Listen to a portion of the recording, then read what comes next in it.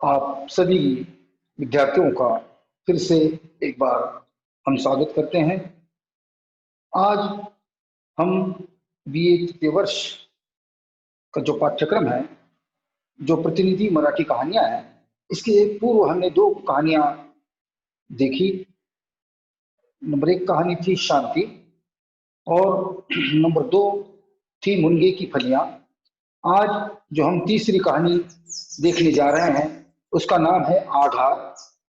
जी हाँ, कोई परेशानी अचानक सी आ जाती है या कोई चीज जैसे हमारे मन में ठेस जिससे पहुंच जाती है उसको हम आघात कहते हैं, या इसको उर्दू में सदमा जैसे हम कहेंगे। उस तरह से ये कहानी का शीर्षक है आघात, जिसके कहानीकार हैं विष्णु वामन चोरघड़े, जिसको संक्षेप में वामन चोरघड़े जी कहा जाता है। मराठी कहानियों को नई मोड़ देने वाले ये मूर्धन्य कहानीकार माने जाते हैं। सुषमा, यौवन, संस्कार, नागवेल, बेला, ख्याल आदि इनकी कहानी संग्रह जो है काफी प्रसिद्ध हो चुकी है। और साथ में ही जड़न घड़न नाम की इनकी जो आत्मकथा है ये अत्यंत लोकप्रिय हुई है मराठी साहित्य में। तो ये मराठी साहित्य के एक श्रेष्ठ आधुनिक कहानीकार के रूप में जाने जाते हैं। इनकी जो कहानी है जिसका शीर्षक है आघात, इसको हम प्रारंभ कर रहे हैं। देखिए, कहानी जो है आधुनिक, जो हम आज पूरे विश्व में कहो, पूरे हमारे भारत देश में हम देख रहे हैं कि सांप्रदायिकता का काफी बोलबाला है, जिसको जातीयता कहते हैं या जातिवाद जिसको कहा जाता है। तो ये सांप्रदायिकता, ये जब अंग्रेज लोग चले गए तब से लेकर आज तक के समाजों में ये हमको दिखाई देती है। ठीक इसी को लक्ष्य करते हुए, इसी सांप्रदायिकता के विषय को लेकर या के यूं कहूं कि समस्या को लेकर प्रस्तुत कहानी लिखी गई है आघात। कहानी में जो पात्र आता है वो है रशीद मियां, जो जिनके इर्द गिर्द ही पूरी ये कहानी घूमती है। और साथ में यहाँ पर मैं का मतलब यहाँ पर कथावाचक है, जो कथा आपको कह रहा है ना, जो कथा में स्वयं है, इसको मैं शैली में लिखा जाता है। मतलब मैंने देखा, वहां पर वो थे, मैं वहां से चला गया। ये मैं कौन, मैं का अर्थ होता है कथावाचक। इतना बात ध्यान में रखिए, यहाँ कहानीकार नहीं कहना है। मैं मतलब कौन, मैं मतलब कथावाचक है। इस तरह से कहानी देखिए आरंभ होती है। 15 दिनों से रशीद मियाँ को बाजार के रास्ते पर आते जाते किसी ने नहीं देखा था। छोटा गांव है और गांव में हर एक व्यक्ति समझ में आ जाता है कि कौन कहाँ गया है या बहुत दिन से नहीं मिला है। और 15 दिन हुए जो रशीद मियाँ है किसी को ये गांव में या किसी रास्ते पर दिखाई नहीं दिए। फसल कटाई का समय आ गया था और फसल कटाई, जो बड़े बड़े धनवान लोग होते हैं, जो बड़े बड़े किसान होते हैं, ये क्या करते हैं कि उसमें से कुछ हिस्सा जो है वो गरीबों को या जो रखवाली करता है उसको ये बांट देते हैं, जिसको लहना कहते हैं। खैर, हिस्सा हम कह सकते हैं कि उनका भी हिस्सा होता है तो उनको भी वो देते हैं। और बहुत दिन हो गए, 15 दिन हो गए, तो रशीद मियाँ अपना अनाज लेने भी नहीं आए थे। पिताजी बार बार कह रहे थे ये रशीद मियाँ कहाँ गया है ना, अपना हिस्सा लेने नहीं आया, जो साल भर खाएगा क्या, उम्र ढल गई है उसकी, हाथों में कमकमी छूट गई है, आंखों में भी से भी कम दिखाई देने लगता है, मशीन पर अब कैसे सिलाई का काम कर पाएगा वो। मतलब कथावाचक का पिताजी भी कहता है, क्या कह रहा है कि बेचारे बहुत उम्र हो गई है, उम्र का पता तो नहीं दिया, बताया गया कि कितनी आयु के यशस्वियां हैं, लेकिन सहसा हम ये जान सकते हैं कि बदन में कपकपी छुपी रहती है, छपी रहती है। मतलब ये सहसा काफी बूढ़ा व्यक्ति है और शायद कुछ सिलाई मशीन वगैरह का काम जो है या कपड़े सिलने का काम ये करता है। वो कहते कि अनाज भी लेकर नहीं गया, कब तक ये काम चलेगा, अब तो उसको ठीक से दिखाई भी नहीं देता है ना, फिर साल भर क्या अनाज खाएगा। मुझे घर लौटे हुए कुछ ही घंटे हुए थे, 5 साल बाद हजारों मील दूर से कई देशों के अनुभव के साथ मैं लौटा था। मैं मतलब कथावाचक है ना, ये मिलिट्री में है, और इसी मिलिट्री से ये अभी अभी जो है वो लौटा था, कुछ ही घंटे हुए हैं है ना, और 5 साल से ये ड्यूटी पर ही तैनात था, कई देशों से का अनुभव लेकर वो आ गया था। और माँ भी जो है अब मुझे पल भर के लिए भी आंखों से ओझल नहीं होने देती। घर से निकलने से मेरा भी दिल नहीं कर रहा था, फिर भी शाम के समय टहलते टहलते रशीद मियाँ के घर पहुंचा। बहुत दिन के बाद है वो जो है वहां से आया है, यूपी से आया है, लगभग 5 साल के पश्चात आया है। माँ भी जो है अपने बेटे को सामने ही देखना चाहती थी। खैर फिर भी शाम में जो है वो लौटते टहलते फिरते जो है रशीद मियाँ का हालचाल देखने के लिए गया, उनको पूछने के लिए गया, उनके घर पहुंच गया। दरवाजा अंदर से बंद था। बरामदे की ओर की दुकान की खिड़की भी बंद थी। मैं बड़ी उम्मीद लेकर आया था कि 5 साल के बाद रशीद मियाँ से ढेर सारी बातें करूंगा। रशीद मियाँ मेरे बचपन की याद करेंगे, मेरी सफलता को लेकर बधाई देंगे, तारीफ करेंगे, आदि कई बातें मन ही मन सोचते हुए मैं घर से निकला था। वो जो है कई साल के बाद आया तो सोचता है कि रशीद मियाँ से मैं ढेर सारी बातें करूंगा, वो फिर मेरी पुरानी यादें जो है मुझे बताएंगे कि तू मतलब पहले ऐसा था, ऐसे करता था, और मैं भी जो अनुभव लेकर आया है मैं भी जो है उनसे बातें वगैरह कर लूंगा, तारीफ करेंगे आदि बात सोचता रहा। दरवाजा बंद कर देख कर मन कई तरह की आशंकाओं से घिर गया कि कहीं बुढ़े रशीद मियाँ बीमार तो नहीं पड़े हैं। लेकिन दरवाजा बंद था, केवल खिड़की खुली थी। फिर सोचा मन ही मन में आशंका होने लगी कि कहीं रशीद मियाँ जैसे कोई बीमार तो नहीं है, या कुछ उनको हो तो नहीं गया, भीतर अकेले कराते हुए कोने में पड़े होंगे। सोचा कि बीमार होंगे तो कोने में पड़े होंगे। मैं ये सोचकर परेशान उठा, वहां भी वही हाल है जिससे परेशान होकर मैं यहाँ भाग आया था। बीमारी, मौत, खून, आहे, कराहे, चित्कारे, निराशा, खेद, उद्वेग से भरे परिवेश से निकलकर यहाँ आया था। तो वहां भी जैसे फौज है, जंग होती है, कई लोग मरते हैं, लाशें होती है, बीमार होते हैं लोग, घायल हो जाते हैं, है ना। और वहां से मैं निकल कर यहाँ आया, सोचा कि थोड़ा सा आराम करूंगा, तो यहाँ पर भी शायद रशीद मियाँ का ये हाल देखकर जो है वो परेशान हो गया। गांव की अमराई की शीतल छांव तले अपने अपनों के अपनत्व भरे शब्दों से अपने तन मन पर छाई उदासी और थकान को मिटाने यहाँ आया था।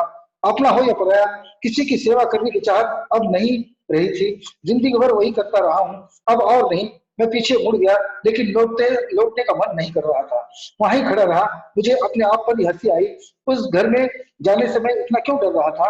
वो घर कोई तोप का गोला तो नहीं था जो धमाके से जो है वो फट जाएगा। भीतर झांक कर देखूं कि क्या है, कहीं बुढ़ा बीमार तो नहीं। ठीक है, उसने सोचा कि मैं ये देखने के लिए यहाँ इतने दूर से नहीं आया, मैं तो मैं तो अमरई के आम के पेड़ के नीचे जो है सुकून, चैन, खुशी से रहने के लिए आया हूँ, है ना। कहता कि मैं नहीं दिखूंगा, इसलिए वो लौटने को हुआ। लेकिन लौट कर फिर सोचता है अरे इतनी दूर आया हूँ तो रशीद मियाँ को भी देख लो, कहीं बूढ़ा बेचारा बीमार तो नहीं है ना। इस तरह से वो झांक कर देखने लगा। मैंने धीरे से दरवाजे में से झांक कर देखा तो रशीद मियाँ है नहीं। धीरे से झांका, हो सकता सो रहे हैं या कुछ होगा, इसलिए दरवाजा धीरे से जो है उसने झांक कर देखा। रशीद मियाँ बीमार नहीं थे क्योंकि घर साफ सुथरा था। एक सफेद चादर बिछाकर मक्का की ओर मुंह करके घुटने और सिर जमीन पर टेकते हुए अस्पष्ट आवाज में रशीद मियाँ कुछ बुदबुदा रहे थे। मतलब रशीद मियाँ जो है वह नमाज पढ़ रहे थे, है ना। और इसीलिए किसी के आठ आने पर भी जब कोई नमाज में पढ़ता है, कोई बात वगैरह नहीं करता है, तो फिर नमाज उससे टूट जाती है। इसलिए रशीद मियाँ बेचारे बीमार नहीं थे, ऐसा लग रहा था, क्योंकि जो कमरा था वो साफ सुथरा था, है ना। और फिर रशीद मियाँ भी क्या है कि वो नमाज पढ़ रहे थे। कुछ देर बाद उन्होंने गर्दन सीधी की, हाथ छाती पर रखे, आंखें मूंदी हुई, लेकिन आंसुओं से तरबतर, मानो मक्का तक अपनी आवाज पहुंचाना चाहते हो। और उसके बाद जैसे नमाज खत्म हो गई, और नमाज खत्म होने के बाद दुआ के लिए जैसे उन्होंने हाथ उठाए, आंखों में से आंसू झर रहे थे, और इस अंदाज में वो दुआ मांग रहे थे मानो उनकी आवाज मक्का तक पहुंचने वाली हो, मतलब ईश्वर तक, अल्लाह तक जो है वो पहुंचने वाली हो। ऊंची आवाज में वो कह उठे कि और ये जो रशीद मियाँ है ये दुआ मांग रहे हैं, क्या दुआ मांग रहे हैं? देखिए, या अल्लाह, अब इस दुनिया में रहने का कोई मकसद नहीं रहा। देखिए, जब वेदना, निराशा, पीड़ा, दर्द जब होता है, अंतर्मन में होता है, तब व्यक्ति जो है अल्लाह ताला से यही दुआ करता है। क्या करता है कि इस दुनिया में अब रहने का कोई मकसद ही नहीं रहा। तुम्हारे हुक्म की तामील करने की ताकत इन लोगों ने मुझ में नहीं रखी है। तुमने कहा है अगर कोई प्यासा तुम्हारे पास आए, अपनी प्याली उसे दे दो, अपने हिस्से की रोटी उसे दे दो, अपना कपड़ा जरूरतमंद में बांट दो।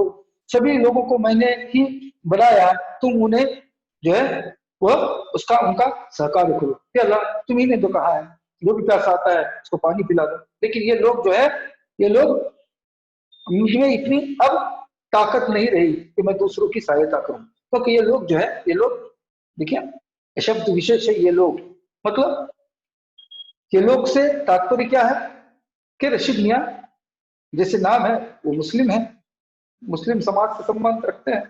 और ये लोग अर्थात जो मुस्लिम नहीं है, संभवतः हम इनको हिंदू लोग जो है वो कह सकते हैं।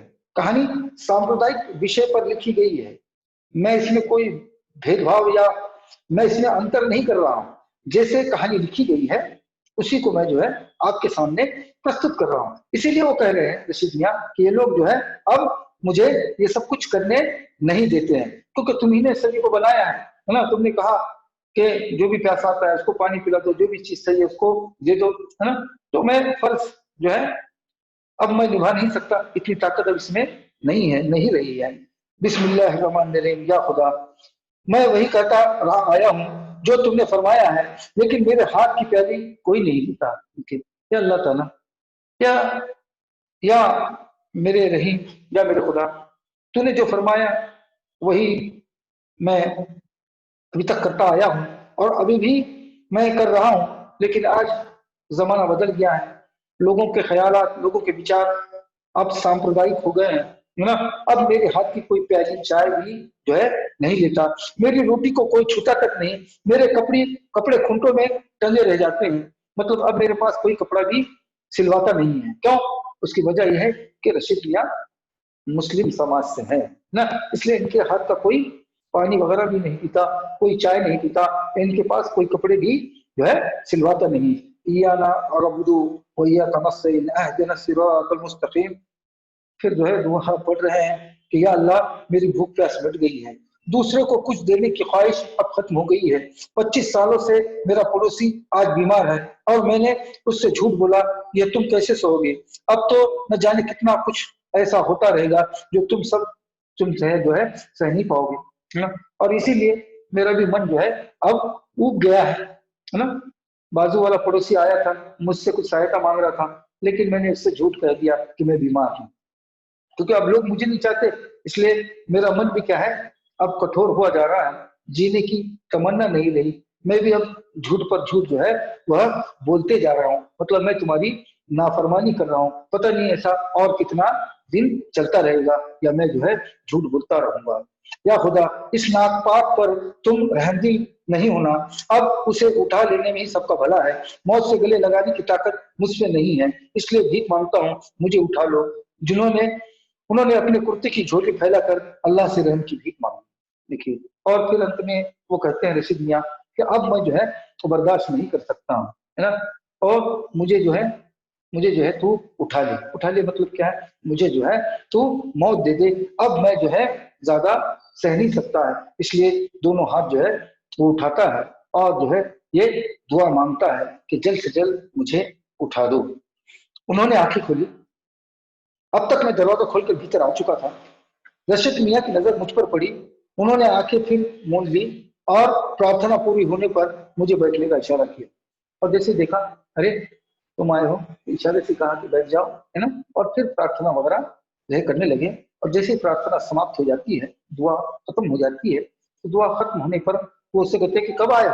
इसे सामान्य जैसे पूछा जाता है, क्योंकि ये अभी अभी आया है, इसको अभी गांव के माहौल का पता नहीं है ना। इसलिए कब आए हो? वो कहता आज सुबह ही। अब तो तुम पहले से बड़े आदमी हो गए हैं। जैसे सुना होगा या इसके पिताजी ने कहा होगा कि हमारा जो लड़का है या जो हमारा वो जो है, नाम तो अभी तक नहीं आया, तो कथावाचक के पिताजी ने कहा होगा कि वो जो है बड़ा अफसर बन गया, गांव के अपने लोगों के लिए नहीं और रशीद मियाँ के लिए तो कभी नहीं, आपके लिए तो मैं अभी भी वही बच्चा हूँ। देखिए इसमें थोड़ी से संस्कार है, और विशेषकर यह मिलिट्री का व्यक्ति है, अनुशासन और एकता इनका प्रधान जो है वह इनकी सोच होती है, इनका प्रधान उद्देश्य होता है एकता और अनुशासन। इसलिए कहता कि तुम्हारे लिए मैं चाहे कितना भी बड़ा अफसर बनूं रशीदिया, तुम्हारे लिए तो मैं जो है वो बच्चा ही हूं। तो मेरा एक काम करेगा? तो ठीक है। शायद रशीदिया भी सोचते शायद इसमें परिवर्तन नहीं आया है ना, मतलब ये इतना सांप्रदायिक नहीं जो है ये रह रहा है मेरे साथ, इसलिए कहते मेरा काम करेगा। कहा कि हाँ हाँ करूंगा रशीदिया, हाँ बोलो। जल्दी से शिवाजी के घर जाओ, कल उसकी बेगम आई थी, उसने कहा कि उसके खेत में फसल की कटाई हो रही है, रात को रखवाली के लिए वहीं जाता था, लेकिन परसों से उसे तेज बुखार है, ऐसी हालत में खेत में कैसे जा सकता है, इसलिए मुझसे मदद मांगी थी। कहा था कि या तो खेत में रखवाली के लिए जाओ या शिवाजी के पास घर पर बैठो। उसने कहा कि एक काम करोगे, वो जो शिवाजी है उसकी तबीयत खराब है और उसकी फसल कटाई हो रही है ना, अनाज जो है निकल रहा है। उसकी जो बीवी है शिवाजी की पत्नी जो है मेरे पास आई थी और कहा कि या तो खेत में जाके रखवाली करो या शिवाजी के पास बैठो, लेकिन मैंने जैसे उससे झूठ कहा कि मैं जो है बीमार हूं, क्योंकि इनका दिल भी जो है वो टूट सा गया है लोगों के व्यवहार की वजह से। 60 साल की उम्र में मैंने कभी कोई झूठ नहीं बोला था, लेकिन मेरी मति मारी गई, मैंने झूठ बोला। मैंने कहा मेरे बदन में दर्द है, मैं ठीक ढंग से बैठ भी नहीं पा रहा हूँ, मैं खेत में कैसे जा सकूंगा। वो मायूस होकर चली गई, लेकिन मेरा मन कचोटता रहा है ना। जैसे बेचारी मदद मांगने आई थी और मैंने मेरे अपने पूरे जीवन में झूठ नहीं बोला, लेकिन पहली बार झूठ बोला और उससे कहा कि मुझे मैं जो है बीमार हूं, मुझे बैठा भी नहीं जाता, लेकिन मैंने झूठ बोलकर मदद करने से इनकार किया। अब किस मुंह से जाऊं उसके पास जी, जब वो मुझे मदद मांग रही थी, हालांकि मैं बीमार वगैरह नहीं था, लेकिन ये दुनिया की बातें सुनकर कोई मुझसे मेरे पास कोई आता नहीं है, मेरे से कोई पानी नहीं पीता है, कोई प्याली नहीं लेता है, कोई कपड़े सिलवाता नहीं है। इसलिए मैंने भी इसको झूठ मूठ कहा था कि मैं बीमार हूं, लेकिन वो अपने आप ही जो है वो पछता रहा है, उसको अंतर मन से ग्लानि हो रही है, वो परेशान है ना, कि कई सालों के बाद आज जिंदगी में पहली बार जो है मैंने झूठ बोला। और जो है उसको बेचारों को, उस बेचारे को, शिवाजी को, उसकी पत्नी को मेरी जरूरत थी और ऐसे समय मैंने झूठ बोला। तुम जाओ बेटे, जल्दी जाओ और तुम जो है उस शिवाजी की तबीयत वगैरह या हालचाल जो है वो पूछा, और फिर मैं, तुम जब लौटोगे तो तुम्हें मिठाई खिलाऊंगा। जैसे छोटे बच्चे, हालांकि ये तो बहुत बड़ा बन गया है, लेकिन जो पहले जो घटित हुआ है घटना है कि भाई हमेशा रशीद मियाँ किसी न किसी को मिठाई देते थे, एक काम करके आओ, प्रलोभन दिया जाता है। हालांकि वो अब बच्चा नहीं रहा, वो तो मिलिट्री का बड़ा अफसर बन गया है, लेकिन फिर बोलते उतना काम करके आओ बेटा, फिर मैं तुम्हें मिठाई दूंगा। इस तरह से रशीद मियाँ उसको कह देते हैं। लौटने पर रशीदिया ने मशीन पर रखी कागज की पुड़ियों से गुड़ मिश्रित मूंगफली लेकर मेरे हाथ में थमा दी, बिल्कुल छोटे बच्चे तरह। इससे उसने उठा और मशीन पर गुड़ और गुड़धानी जिसको कहते हैं या चिक्की जिसको कहते हैं, उस प्रकार की चीज मीठी उसके हाथ में रख दी, है ना। और इस तरह से दिया जैसे मैं बहुत छोटा बच्चा हूँ, इस तरह से उसने मेरे राजा बेटे, हाँ अल्लाह रहमदिल है, मेरे मन में पाप आया, इसलिए वो शिवाजी के दिल में जा बसा और मुझे वहां बुलाया। खैर अब बताओ अपनी कहानी, कहाँ कहाँ गए थे, क्या क्या देखा है। कहता ठीक है, बाद में जो है उनके पास जाना, और बताओ तुम्हारा क्या हाल चाल है ना, मतलब कहाँ बहुत दूर आप कहीं देश फिर के आए हैं, कहाँ कहाँ गए थे, हैं क्या क्या देखा वहां पर, जैसे हमको भी तो बताओ। तो जो कथावाचक कहता देखिए, मैं इराक गया था, ईरान गया था, बगदाद देखा, लड़ाई पर गया था अफ्रीका में, रशीद मियाँ मेरे हाथ होते तो आपको भी घुमा देता, है ना। मतलब मैंने बहुत देखा, ईरान देखा, इराक देखा, बगदाद देखा, अफ्रीका चला गया ना। अगर मेरे हाथ में होता या मेरे बस में होता तो मैं तुम्हें भी घूमने लेकर जाता। ऐसे ही कहना है, हालांकि ये तो मिलती है, उस लड़ाई के लिए वो चला गया है ना। फिर रशीद मियाँ सब नाम सुनकर एक नाम कहते कि मुंबई देखा, हालांकि मुंबई तो हिंदुस्तान में है, बहुत बार लोग जाते आते हैं, तो मुंबई देखा, हाँ मुंबई, हाँ देखा, क्या क्या है वहां, जैसे रशीद में पूछ रहे हैं। ओके, रशीद मियाँ बेचारे देहाती आदमी ग्रामीण विभाग में रहते हैं, तो वो शहर में जाना उनके लिए बहुत मुश्किल होता है। और मुंबई तो महानगर है, वहां पर तो जाना और भी मुश्किल है। फिर आप मुंबई देखा, हाँ देखा, क्या क्या है वहां। वहां समंदर है, बड़ी बड़ी हवेलियां हैं, कोठियां हैं, और अमीर व्यापारी है, बहुत बड़े बड़े लोग वहां रहते हैं। वहां की रेलगाड़ियां बिजली पर चलती है, लोग मोटर गाड़ियों में घुमा करते हैं जैसे महानगर होता। और फिर विशेषकर पूरे हिंदुस्तान में मुंबई का नाम मशहूर है।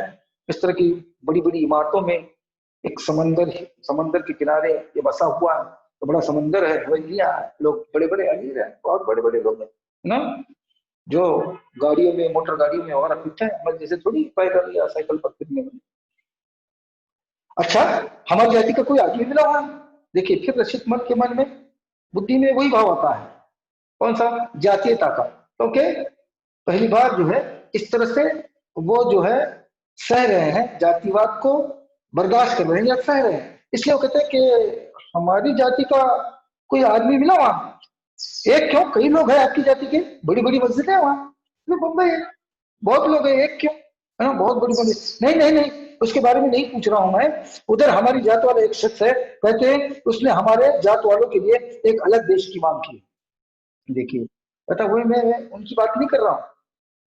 मैं किन की बात कर रहा हूँ? मैं जो है वो हमारी जाति का एक शख्स है वहां पर, एक आदमी है वहां पर, है ना, जो सुना है कि हमारी जाति के लोगों के लिए अलग देश की मांग कर रहा है ना। तो देश का जो बंटवारा हुआ, इस बंटवारे में हिंदुस्तान और पाकिस्तान अलग अलग हुए।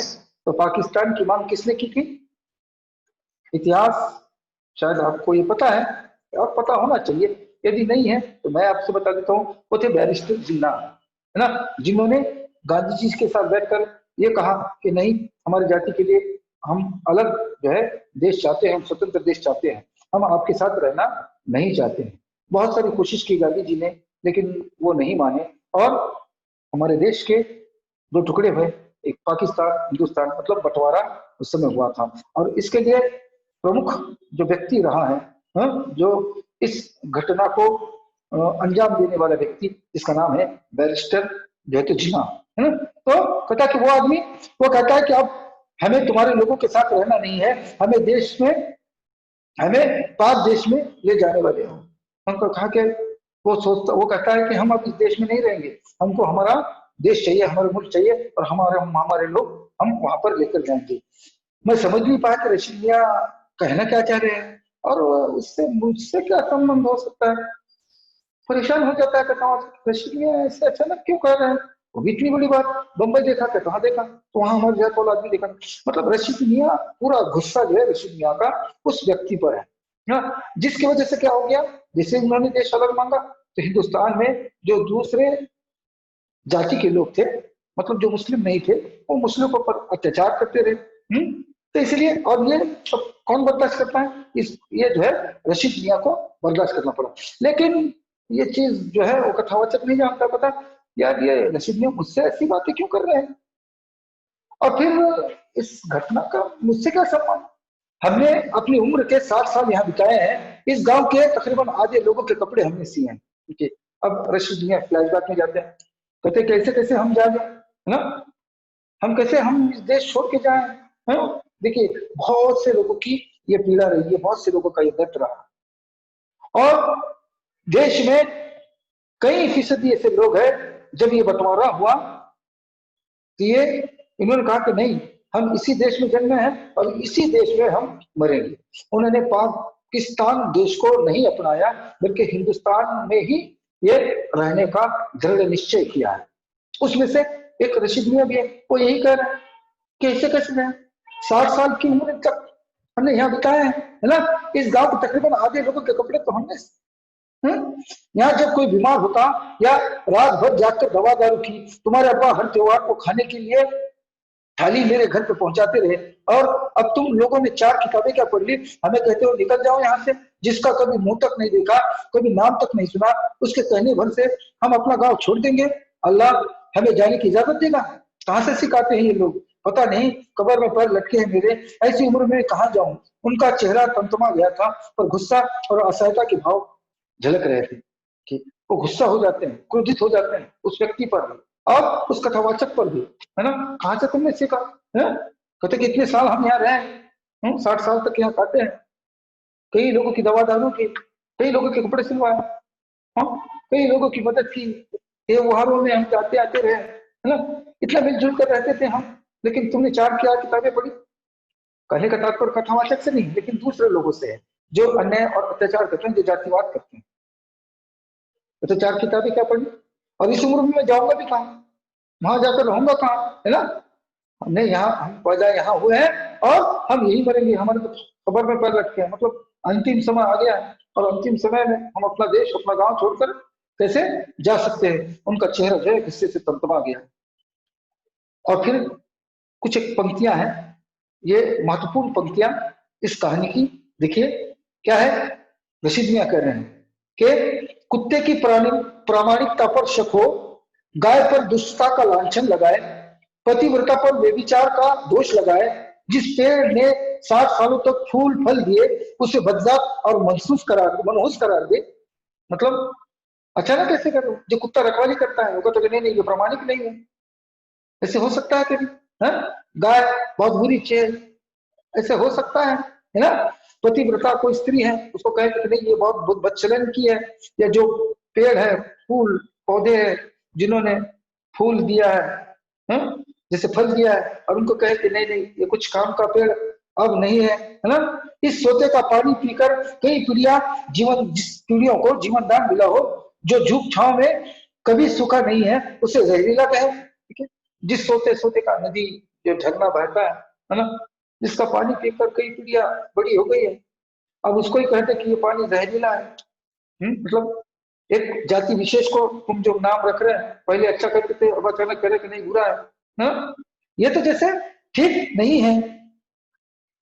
और रशीद मियां भीतर ही भीतर से टूट गए थे, अब किसी का कोई भरोसा नहीं। अब तुम भी कहोगे कि मेरी दी हुई मिठाई कड़वी है। इतना गुस्सा हो गया है रशीद मियां, है ना?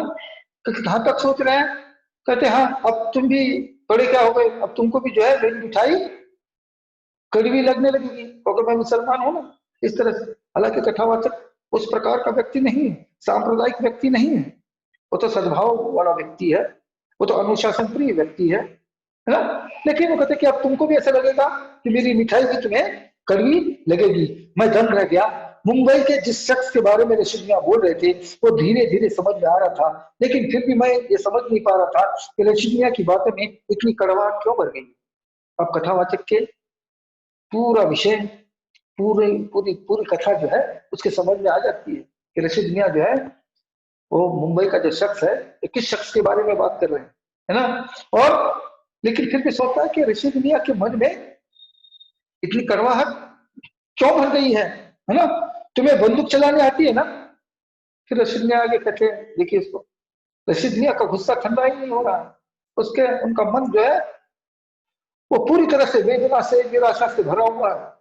कहता तुम्हें बंदूक चलाने आती है? तो हाँ, तो भी दागता हूँ। अरे मैं तो मिलिट्री तैयारी हूँ, बंदूक क्या, मैं तो तोहफे दागता हूँ, मैंने 100 सैकड़ों गोले दागे। कहा नहीं होता है, मिलिट्री है ना? कहीं मैंने जो है गोले दागे हैं, गोलियां वगैरह चलाई है, ठीक है। तो कितने लोग मरे होंगे इससे? तो गोले दागे हैं, कितने लोग मरे हैं इससे? वो कहता क्या पता गिरता कौन है रशीद बाबा। अब तो ऐसे गोले भी बन गए हैं कि हवा जहाज से एक गोला फेंको 20 मील तक टापू थर्रा उठता है, सब कुछ राख हो जाता है। कहता ये बहुत लोग मरेंगे, कई लोग मरे होंगे, कौन गिनता है ना? जैसे कोई युद्ध होता है कितने लोग मारे गए ये कोई नहीं गिनता, है ना?